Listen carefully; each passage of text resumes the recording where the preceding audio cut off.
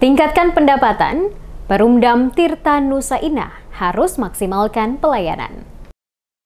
Peningkatan kinerja, memperluas cakupan pelayanan, serta melakukan pengawasan secara teratur dan menyeluruh menjadi kata kunci kemajuan perusahaan umum daerah atau Perumdam Air Minum Tirta Nusa Inah. Demikian disampaikan penjabat Bupati Maluku Tengah dalam sambutannya pada pelaksanaan rapat evaluasi tahun 2023 dan penyampaian rencana kerja anggaran perusahaan yang berlangsung di ruang aula lantai 3 kantor Bupati Maluku Tengah. Penjabat Bupati Maluku Tengah Rakip Sahubawa mengatakan pada tahun 2024 ini Perumdam Tirta Nusa Inah harus melakukan terobosan dengan menyasar daerah-daerah yang masih belum terjangkau saluran air bersih, termasuk juga membuka operasi layanan pada pelabuhan-pelabuhan di beberapa kecamatan guna melayani kapal-kapal yang bersandar.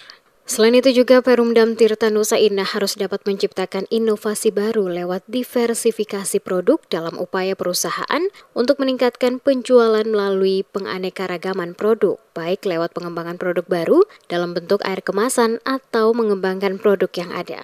Diharapkan dengan semangat bersama serta dukungan penyertaan modal yang diberikan oleh pemerintah daerah, ke depan Perumdam Tirta Nusa Inah akan mampu memberikan kontribusi maksimal bagi pendapatan asli daerah atau PAD Kabupaten Maluku Tengah. Kepada Direktur dan Dewan Pengawas, Sahubawa berharap untuk dapat memaksimalkan tugas, fungsi, dan tanggung jawab masing-masing, serta dapat segera mengimplementasikan program kerja yang telah diputuskan bersama untuk ditindaklanjuti. Kita harus konsisten untuk memperbaiki kinerja dan memperluas cakupan pelayanan. Kami juga berharap Pak Dewan Pengawas bisa sungguh-sungguh untuk melakukan pengawasan dan menopang kerja daripada Pak Direktur dan jajaran, terutama pada unit-unit yang ada di kecamatan atau negeri-negeri di Kabupaten Maluku Tengah. Harapan kami